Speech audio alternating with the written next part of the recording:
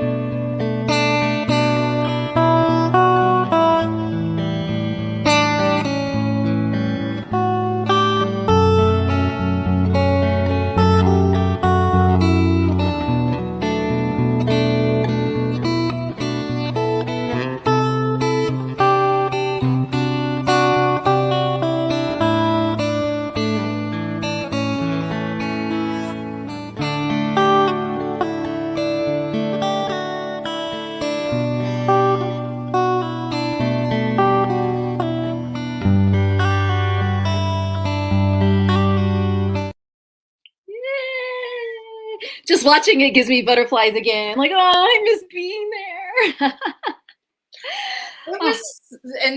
And mentioning the butterflies, like just walking through that space, because we went to the butterfly farm.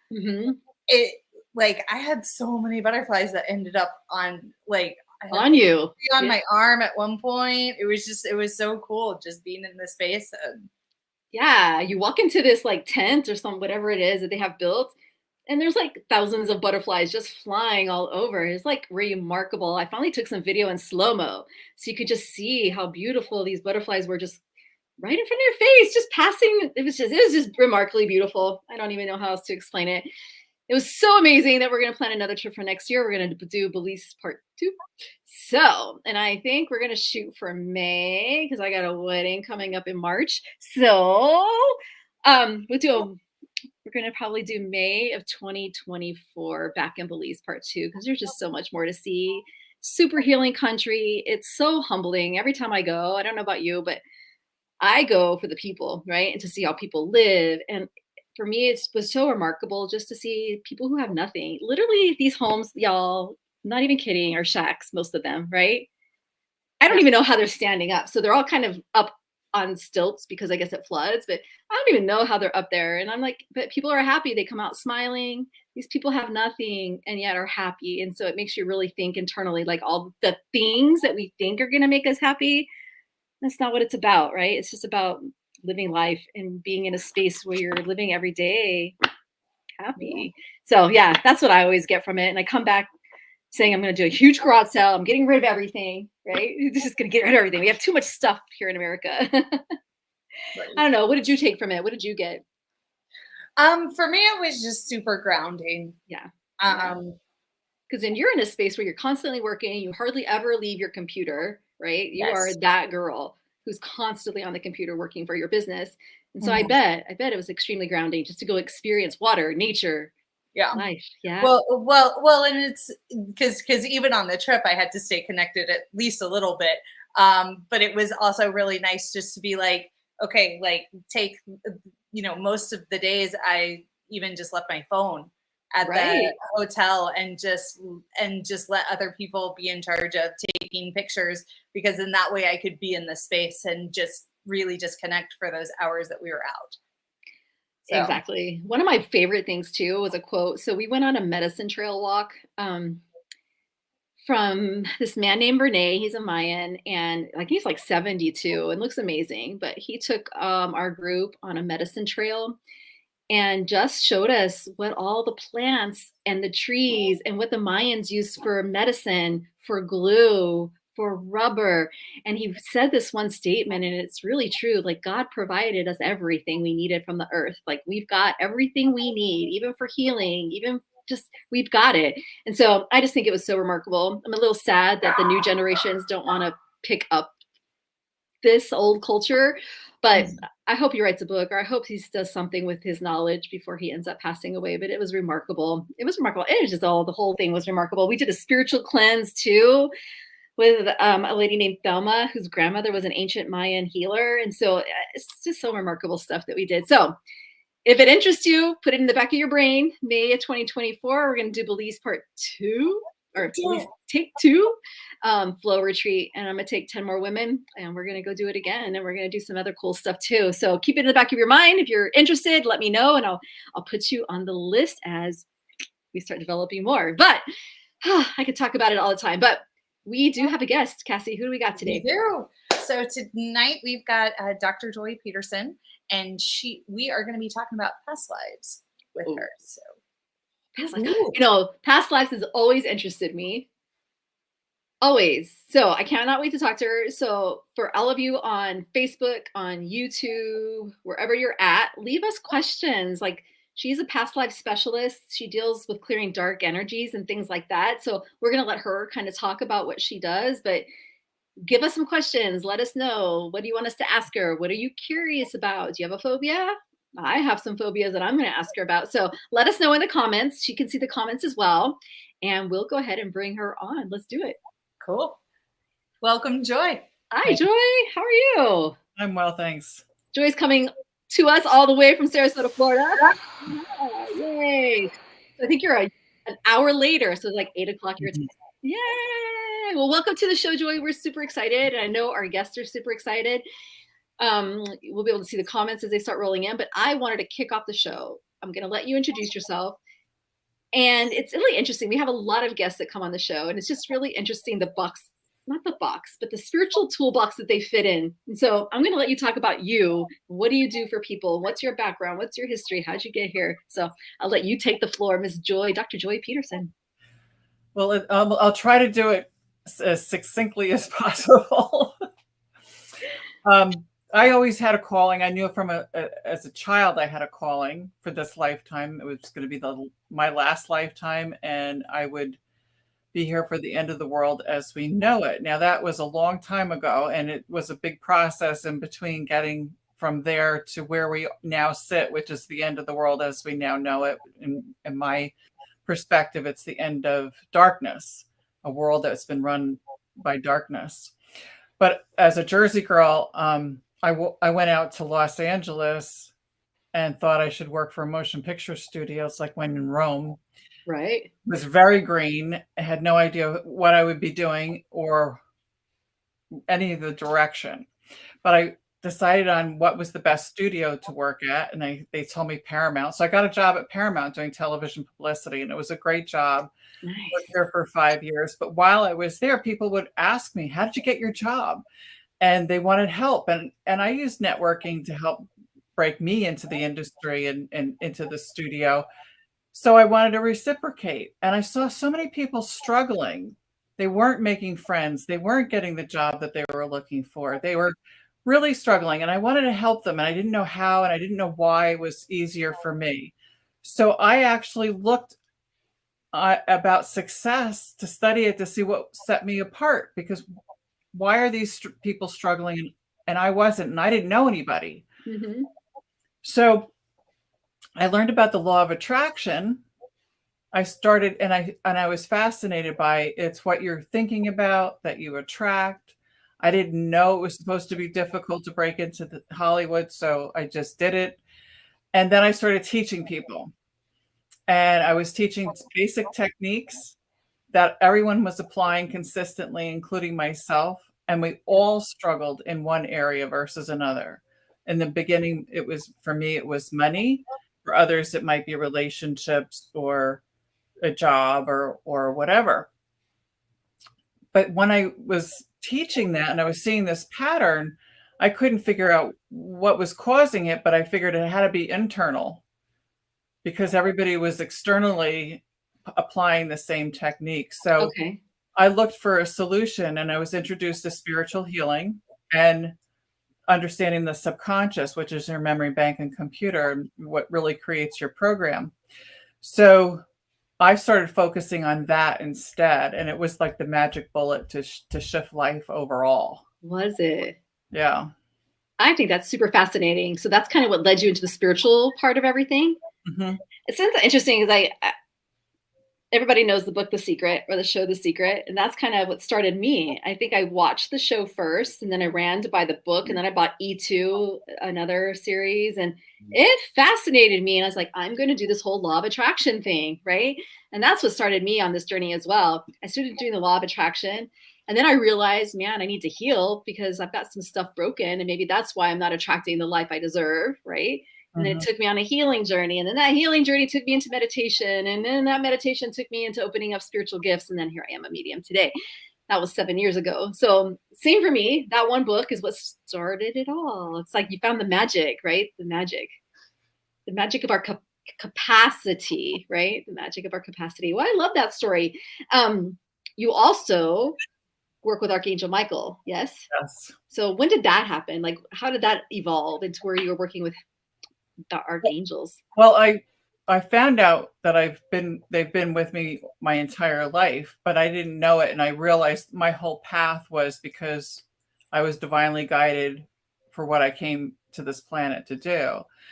But it wasn't until 2004 that I kept hearing this booming voice, "You're going to find out who you are." And that's like every Wednesday night, like clockwork. And I'd hear this, and it wasn't in my head. It was like, it was external. Yeah. And I would hear, "You're going to find out who you are soon." And that was driving me crazy. I I'd be like, what? Mentors asking. Nobody could figure it out. And then all of a sudden he appeared to me, and he asked me to write Wisdom of the Guardian, which is this book that totally changed my life. And he asked me to join him in a healing practice. Now, the funny thing was, I just said yes to everything. And of course, yeah. I'm such a bad interviewer or interviewee, because I didn't think to ask him many questions. I just said, "How many chapters?" He said 22. And I said, okay. Now, by this point, I had already been doing automatic writing for 10 years. So, got it. So that was easy. Yeah. I didn't think to ask him about what. And then when he said join him in the healing practice, I didn't think about what are we going to heal or whom or how or whatever. I just said yes, and had no idea that a lot of our focus was going to be clearing past lives of persecution, a lot of biblical stories, a lot of history of the world, and a lot of darkness. Oh, tell me about that. Yeah. And I should have asked better questions, but I might not have been supposed to do the job. You're just supposed to say yes, Joy. That's just it. Michael comes calling. You just say yes, whatever you like. He's hard to turn down. He is kind of. He cooperates with me all the time too. So does he? It's a nice working relationship. I think that's so interesting. So when you set out, you had no idea. You kind of like stumbled upon what your purpose was going to be, right? It wasn't this huge thing you had to figure out. So I just want to tell people, not everybody's going to have Archangel Michael yelling at you and telling you anything, right? How do you think people go about finding their purpose in life? I think that's probably one of the biggest questions I get from people. Like, what's my purpose? You hit on something, and I think it's purposeful to share this. When I was little, I could see demons and angels. And I remember having to go to sleep with demons on top of me. I mean, I got kind of used to them. And I didn't know it until later, but it was purposeful for me to be exposed to darkness and have stories that where I was exposed to negative experiences so I could relate to them. So as a spiritual healer later, I could address it from a broader vantage point and more, not just reading about it in a book. Okay, yeah, for sure. I understand firsthand what people have gone through. So even in my career, I moved around in different. I've been in real estate, entertainment. I've worked in law. I've done a lot of different things at different times. And what it seasoned me for now is I can clear business, I can clear legal matters, I can clear a whole lot of different things because I've been exposed to it and I understand the nuances of it. So when people are looking for their purpose, sometimes they really have to look at what the track was that they came in on and what they learned along the way and what that taught them and what about it bothers them and how they feel inspired to do something about it for somebody else. Yeah, I think that's a great answer. I think that's a great answer. What inspired you to write? Sorry, I'm going backwards a little bit. The Wisdom of the Guardian. What is it about? Well, it's Wisdom of the Guardian, Treasures from Archangel Michael to Change Your Life. And he really gets into everything from parenting to opening up the heaven on earth, money issues, career. He's very succinct and also shares some processes in the back of the book to help people be able to clear themselves. So we all should be able to clear ourselves. And if we're responsible for our output, basically anything that we're experiencing, the solution is within to be able to evolve that. So if we say, okay, if you've ever heard of the Ho'oponopono process, which is, it's 4 phrases, basically. I am sorry, please forgive me, thank you, I love you. Ho'oponopono is a Hawaiian term that means to correct and set it right. Yeah.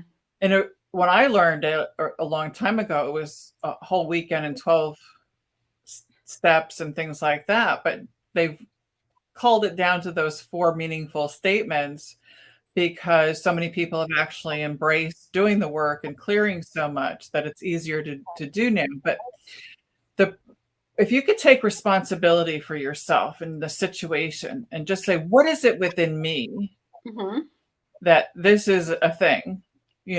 I'm sorry, please forgive me, thank you, I love you. Or what is it within me that I have this negative emotion or anger or fear or whatever? I'm sorry, please forgive me, thank you, I love you. We're all one, and Source can always work with your inner child, and you can release from within without having to necessarily do what I do, which is the ability to read past lives and shift things. Right. But what is so profound is before Michael even appeared before me, I took knowing that particular process. And when Desert Storm broke out, I did clearing on Desert Storm every day. And it's like, what is it within me that there's a war? Yeah. It didn't matter. I didn't feel personally connected to it. No. But the interesting thing about it, Alexander the Great appeared before me and became my guide. And a lot of his wars were related because the energies still permeate. A lot of the people end up reincarnating. Their stories are replaying in the physical. The land holds memory. So by clearing all, and even strategies today in some military still rely on some of the teachings from that era. So by clearing all of that, you release what's going on, both then, the harm, and then how it's showing up now. Fascinating. Fascinating to me.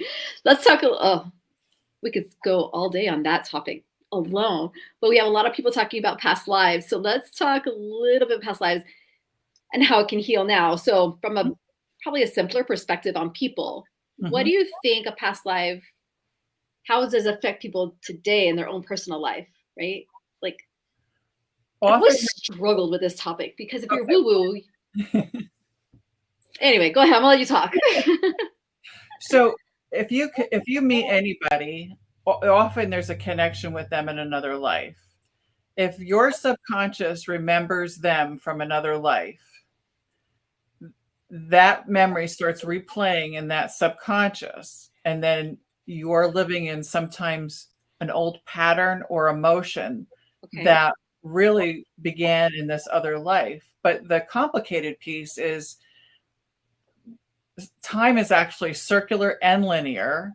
So a lot of the past lives are occurring simultaneous to this one. So when you go and correct a situation in another one, you're benefiting those individuals as well as the individuals subsequent to that lifetime.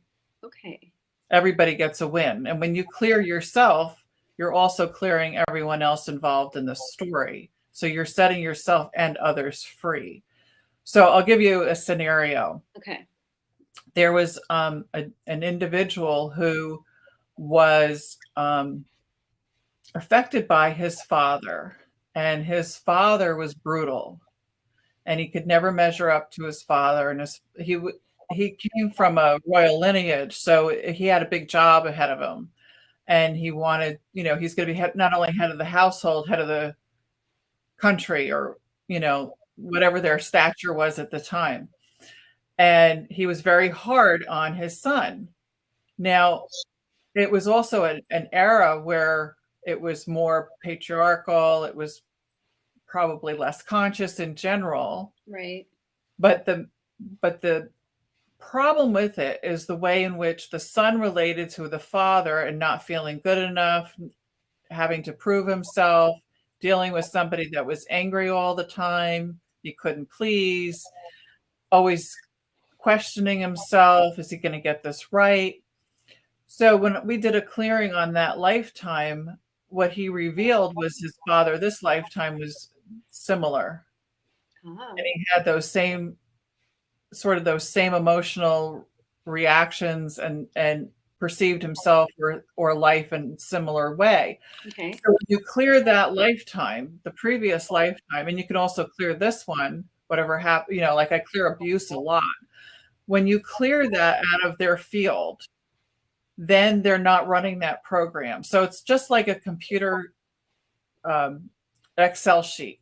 Okay. You've got a lot of formulas on those lines. And then you run the formula, it's going to show up like X. And right. You start erasing some of those formulas, you're not running those same programs anymore. So when you're doing a law of attraction, this is what I discovered early on. You want to say, like, I am rich, I am rich, I am rich, I am rich, whatever you pick, that's going to be your affirmation. If your subconscious is going, no, you can't be rich. You can't be rich because you look what happened the last time you were rich. They stole your money, or you lost your family, or whatever hardship you had becoming rich. Somebody stole, somebody, they didn't have a life. They just worked around the clock. They didn't enjoy their family. And like, I don't want to do that again. So there's all that goes on. Your subconscious tries to protect you. Right. Not going down the previous path, but it blocks a whole new dynamic that may not repeat itself. But because the programming is there, it's almost like the universe sets up the circumstances to perfectly match what you experienced before. And then you're reliving the past. When you let go of the past and all those emotional attachments, you're free of that. So your program's not going to run. Yeah. And you say, I am rich. And you might step in and go, okay, how? What do we have to do here? Yeah.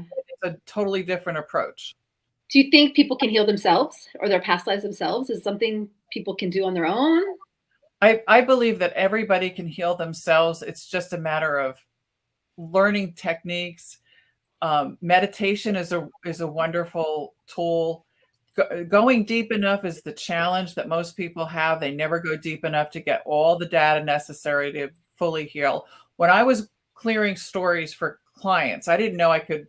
Well, I learned I could read my own past lives. I didn't know I could read others until I started working with Michael.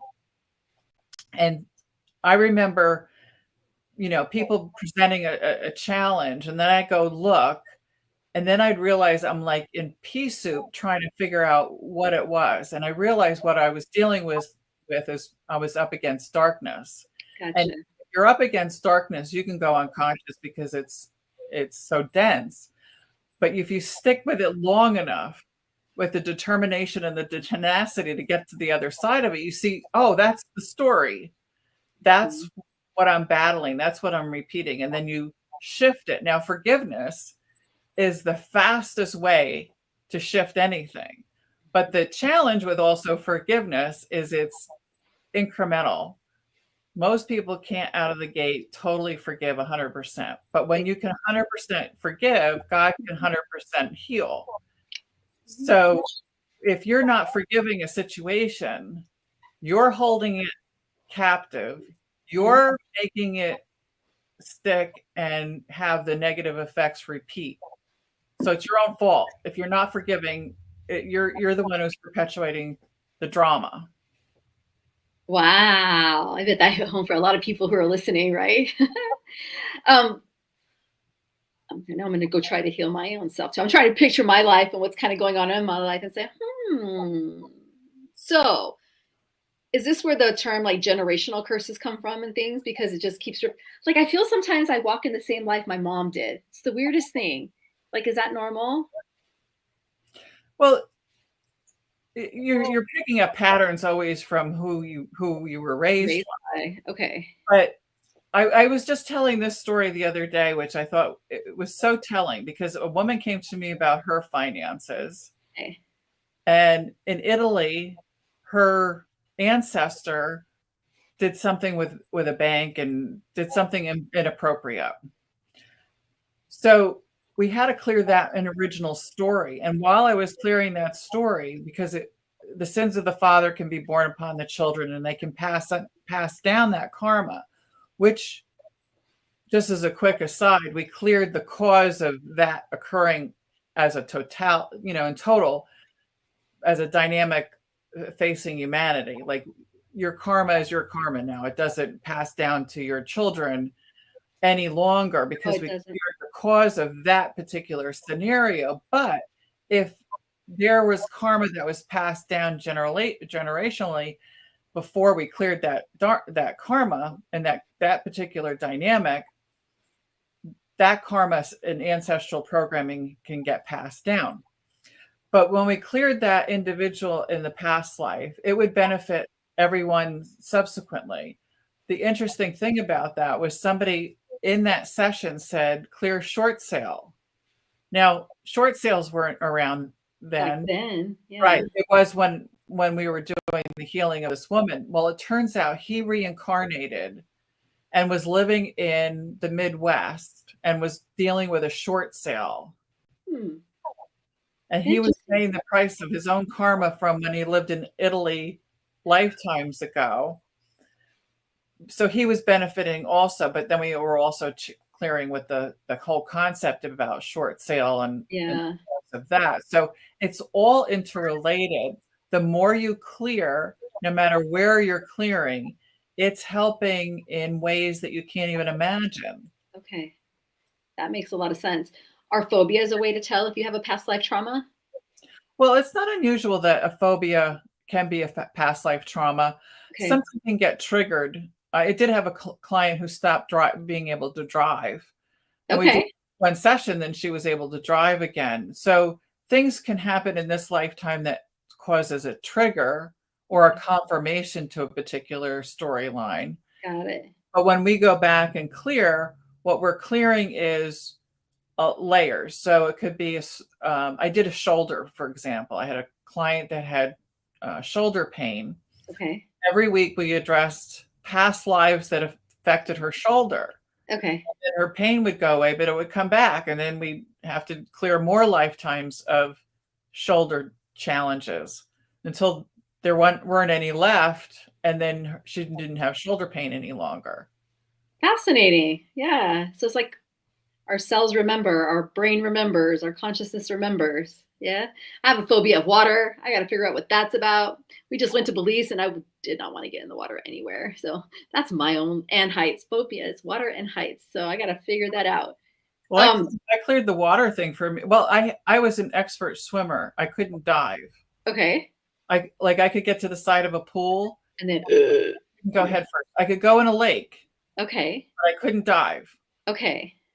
So there was a difference for me. And I cleared another lifetime where I was a 12-year-old boy fighting with another 12-year-old boy and went off the side of a cliff, landed headfirst in a tree of rocks, and died. I cleared that lifetime, and I just went out to my pool the next day and went to the side of the pool and just dove in, not even hesitating.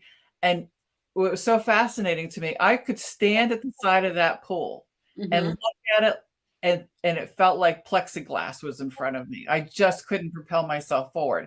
After clearing that lifetime, no hesitation. No hesitation. Okay. I need to ask, when you say clearing that lifetime, because we have a lot of people who aren't who watch us, what does that mean, clear? Clearing is really identifying the energy, the emotion, the memory, and then clearing it using like a spiritual healing method. Okay. So you're not changing the occurrence, you're changing the emotions that are attached to the occurrence. Well, no, sometimes there are times where, here's an example. A client was concerned about, she had an emotional reaction to child abduction. Okay. So if, for example, and this is important for people to understand, if you're triggered by something in the news or something that's going on in the world and it's bothering you, you have something unhealed within you that relates to that dynamic. Okay. So you go within and you look within, what's going on within me that I'm unnerved by that. It doesn't mean that you don't have compassion for terrible things that are going on for people, but if you're emotionally reacted and triggered, you have a story within you that needs healing. Okay. So I had trained a client of mine about that concept, and something about child trafficking came up and child abduction. And she says, I must have something within me. So I looked back in her past and I saw she had an infant that was kidnapped for a pagan ritual. Wow. So because you can go in consciousness and go in time travel, basically. Right. I went back there and I cleared the story, but then I also kind of approached there was two women that were stealing the child, and I approached them and I said, you know what you're really doing, and here's source, and this is, because a lot of times people don't realize what they're doing. They're just doing how they're programmed in the time. You educate them before they make the mistake, and they can shift how they react. So sometimes when you have those voices in your head, yes, you don't know where they're coming from. They could be your angels, they can be your guides, they could be somebody from the future. So in my case, I'll go back, and in this case, I corrected her. Okay. She no longer stole the child.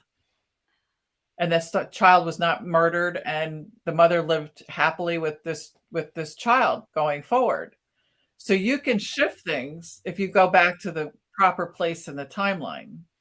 Because in theory, it's all happening at the same time, like in theory, right? Right. I know. I still don't grasp that quite. It's those things that we can as humans grasp all the time, but I don't necessarily understand how they work. That's what I tell people. I really don't know how it works. I'll know when I get to heaven, because right now I'm just guessing at this point how it works. I just know it works. I don't know how it works. Well, there's a lot of times where I'll say, I don't know. I don't know what I'm doing. because I'm divinely guided.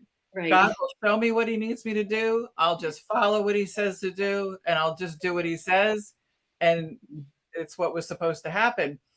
But, if you think you have to follow a particular modality all the time and do it just according to these particular steps, you may be limiting yourself, because I do it like I do an opening clearing for people where I used to be working on people's auras, meridians, chakras, and clearing their energy fields. And now he told me to do it in a new way.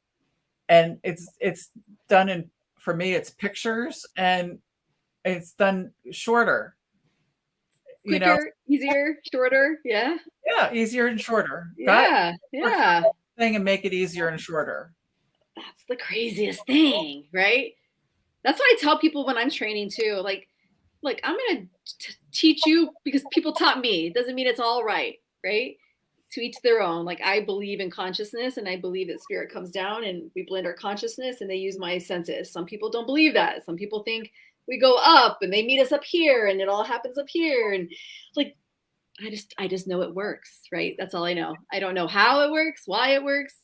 And you can either learn from me and take what resonates. And if you have a different way of doing it, be my guest, because I am not the expert. Only God, source, universe is. Right? Well, that's the same thing with meditation. People get stuck in meditating a lot. And it doesn't have to be a particular methodology. Right. You're sitting with source. Go within. Source is within you. It's the highest aspect of yourself. Just sit with yourself and go deep. And boy, people struggle with that one. But and the how, and there's probably 99 different paths to meditating. And if it works for one person and you can pass that on to somebody else as a tool and it works for them, great. But if that particular methodology didn't work, don't stop. Find one that does work. Because it's helpful and it does work, right? So find one that works. I love this topic. I love these stories. Let's talk about curses before I run out of time, because that's the one topic I wanted to touch on just a little bit. How do curses really and truly affect us? What's your take on curses? Curses happen a lot easier than people would imagine. And especially when you're a powerful individual, the gods and goddesses were really good at making curses. Anybody that's practicing, witchcraft and other things when they know the law of attraction, right? You're intentionally putting something out there. Right. Well, in the law of attraction, when you're intentionally trying to manifest something wonderful, that's one thing. When you're trying to manifest something and you're using negative you're using anger, right? Your intensity and all of that, and you're cursing somebody, you have no idea the ramifications of that and how many lifetimes that can come back and haunt you. So karma. Yes. And I clear curses all the time, and sometimes they last lifetimes. They're paying back karma.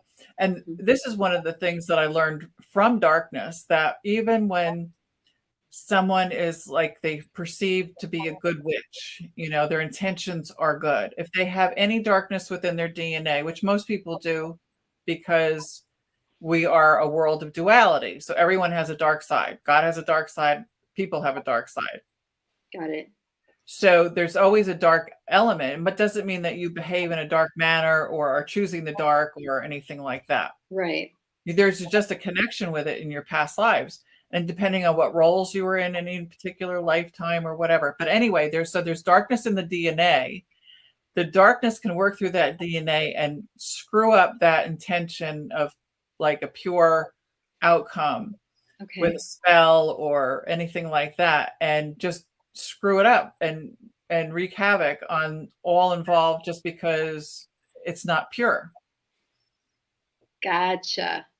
We had a comment come across from Krista Smith. Mm-hmm.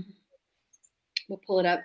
I was told that I had a curse on me, that I would never achieve anything in life. It was always bring me down. I don't know if this is my life now or if this happened in my past life. Any advice for her? Well, it seems like it would probably have happened. It can happen anytime, this lifetime or others. I had somebody that said, "You're never going to make it without a man." Yeah.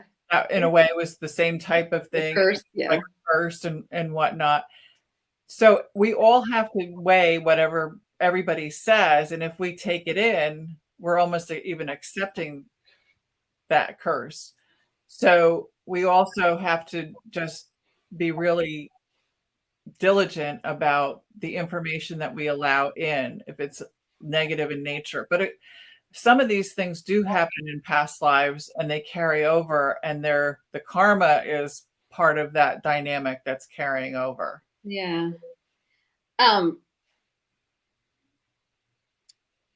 So with that theory and with that thought, we have the power to keep it from affecting us. Because I think that's the important part to tell people, because it's kind of scary when people think that someone has an effect over their life or something, right? So how can we combat it? Well, the one thing would be is that same process I was talking about earlier, what is within me that I've accepted this or attracted this, or I believe this is a thing, or, okay. We all have to understand we're much more powerful than we've been given credit for. Mm-hmm. And sources within everyone, bar none, including the bad guys.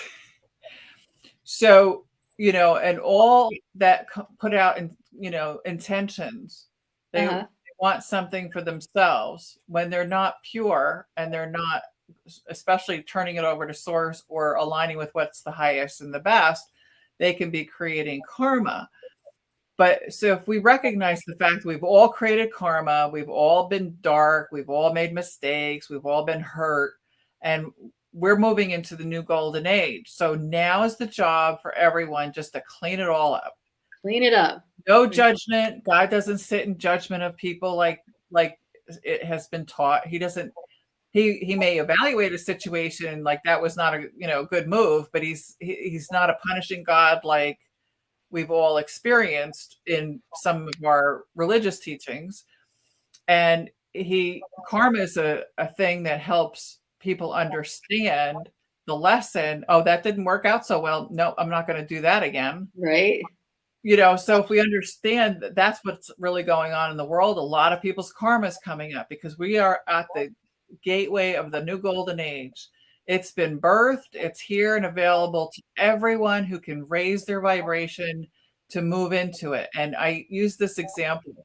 If you are at the gate for the new golden age and you've got this escalator, and then you're going to take all of your crap with you, are you going to get up the escalator? And some of that crap is the grievances you have, it's the fears that you have, it's the emotions you won't let go of, the people that you won't let go of because you are just attached. They're like, let them all go if you have to, just to move on for yourself, because everyone's here to responsible for their own life, their own well-being, and their own spiritual involvement. Amen. Right? Amen. So, and I only say that because, so there's a comment from Cindy. My mom, no, that's not the one I wanted. I wanted the one about the twin flame. So here's the thing. People who, I like that you say this is our journey, because it really is a solo journey. Although people are involved in our life, I don't like the fact that people have been taught or rely. Let's talk about the twin flame thing really quickly. Mm-hmm. So I have a client, Cindy, she's on here. She says, I've met my twin flame, but he sucks in this lifetime. So the term twin flame is being thrown around a lot, right? Mm-hmm. What's your understanding of the twin flame? Do you work with twin flame energy at all and all that? I've dealt with my own twin flame twin flames because I've met more than one. They're not always necessarily one individual only. And they can have past life trauma that they can't let go of and work through. Yes. They're the perfect mirror usually to work out your own karma with them. So whatever they demonstrate, you can use as a lesson and say, okay, what is it within me that's revealing in this individual or this situation, and then grow from that. But otherwise, just move on and find somebody that's more suitable as a mate. Cindy, find someone who's more suitable as a mate. Oh, we just got back from Belize too, and my aunt is in Belize, and she has a twin flame that they are meant to heal the world. But I think one is more romantic than the other, but she's gonna wait for him. And why are people waiting? Because I don't know. The whole twin flame.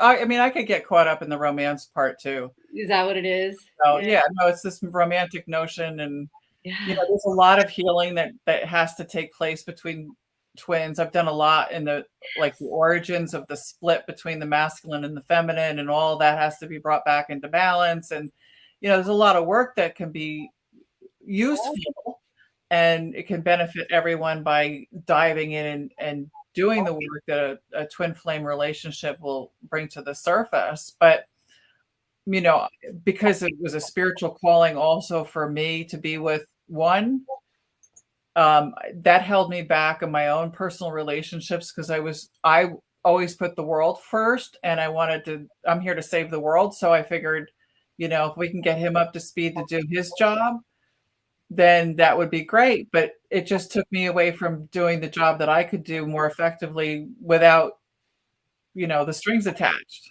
Amen. Amen. Because they're on their own journey too, and they're not always going to catch up this lifetime, right? Exactly. No, that's so true. They're not always going to heal, right? So anytime I'm talking to my clients, I tell them that you're going up and you're changing and you're healing.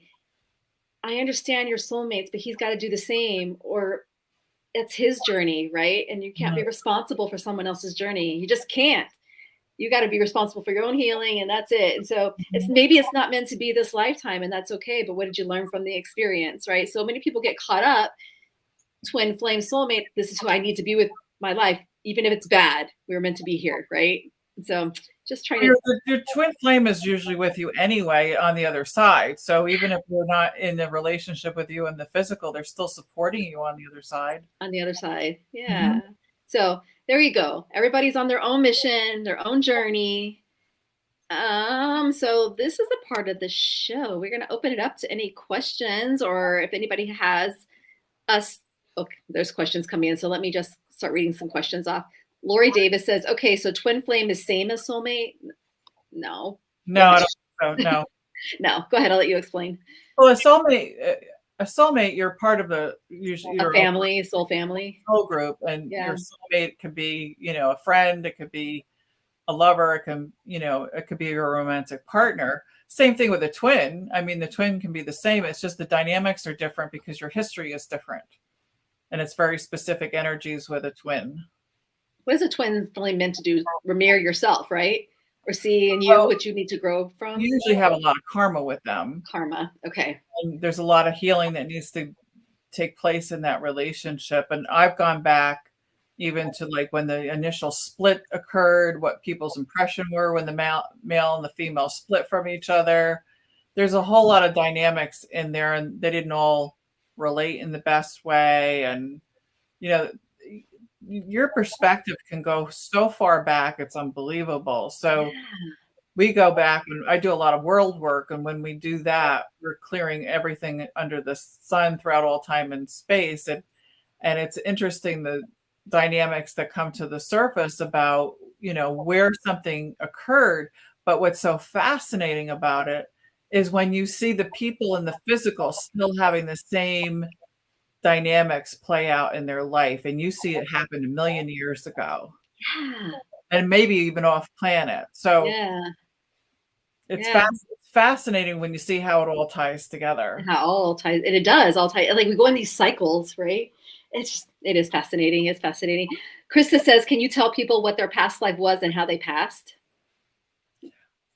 I happen to often when I'm doing the past life and how they passed, it's usually because they were hanged or burned at the stake, or a lot of persecution, because I can specialize in a lot of the dark stuff. Okay. And I'm willing to look at it. And so when somebody's having trouble, like a lot of light workers in particular are not making the money that they deserve. They're afraid to go put themselves out there. There's a lot of blocks that they're experiencing because they've been persecuted in another lifetime. So I will see how they died, why they died, and then have to clear that up so they're no longer stuck. And Okay. I could tell for myself. It's a perfect story. Michael gives me Wisdom of the Guardian. Okay. He said it's 22 chapters. 23 days later, it was done. Dang, girl. Gave Really? me a chapter a day and an introduction. I sat on that book so long it wasn't funny. I wasn't going to tell anybody I had this book, and I knew it wasn't just for me, but I had to do my own past life regression, and I saw 8 lifetimes that I got persecuted. I cleared those, and then I was able to get the book published. Then I had the book, and then I still didn't want to tell anybody about it, so I didn't want to go public. I cleared about 8 more lifetimes. Some of them were persecution. Some of them were, maybe I was on a stage and failed, or some kind of a real world story like that Yeah. doing the same kind of a job. And I didn't want to repeat the past. But when I cleared that, then I could start talking about it. Okay. So when you clear all this baggage, basically, it opens up the channel for everybody to be able to flow with more ease. Interesting. Yeah, so next lifetime I won't be writing a book because I got so persecuted after writing my book that I'll never do that again. Never. Yeah, so I can see how that happens. I'm gonna have a fear of writing next lifetime for me. Maria says it's so incredibly fascinating. Wow. Yeah, a lot of stuff. Margaret, where Margaret go? Margaret, there she is. How can you tell if you have the gift of being psychic? I'll let you take that one. Well, I think people just know. I mean, you have impressions. You're more aware. I've never even considered myself psychic. Just more aware, but it really is psychic abilities. But I always look at, if you're psychic, you're maybe even gifted on particular subject matter that based on where your chakras are cleared. And if you clear more of your chakras, you can have even more gifts. And the more you use gifts, you get more gifts. Stronger. So just practice. Yeah. So psychic, take a class in it, and then practice. So I'll kind of piggyback on that because that's why I wrote my book, You Can Be a Medium, because everybody has this innate ability within them. It's not like you're born and you are gifted and only you. God only chose you, because that's what I used to believe for the longest time. God only chose those people on TV, right? So I wrote my book, just anybody can do this. Maybe not everybody's meant to do it. Maybe it's not part of their path, right? Right. But 7 years ago, I had never had an experience. And then I walked into a metaphysical store, started taking classes, started taking psychic development, started practicing, ended up in England. Like things just kind of led this direction. And now I'm a professional medium and this is what I do. If you would have asked me 20 years ago if I was going to be a professional medium when I became 45, I'd say, you are crazy. I'm not gifted. I don't have anything, right? But the breadcrumbs of life led me this direction and things just started happening. And I tell you, I sought it out. It took someone doing a reading who told my daughter that she could probably do this kind of work. And I was the one reading the books. I was the one watching the TV shows late at night with Sylvia Brown and, John Edwards and Teresa Caputo. Like I was that person. I was like, what do you mean you can do that? So I hit it. I went to classes and the rest is history. So I'm one of those who really sought it out. It's what I wanted to do. And once I started it, it's kind of what came first, the chicken or the egg? Like, was I meant to hear that conversation? Because this was a path all along, right? Did I really choose it or did it choose me? So anyway, story goes, I'm here now and this is kind of what I do. So I hope that inspires you. If this is something you're interested, pick up a book, take a class, do something with it. What's the name of my book? My book is You Can Be a Medium, How a Red Couch Led Me to Mediumship and Turned My Pain into Purpose. And it's on Amazon too. But Joy's book is called The Wisdom of the Guardian and Clear Your Past, Change Your Future. And she's also, I think, on Amazon as well. Yes? Yes. Yeah, so those are all on Amazon and we'll put all those up for you guys.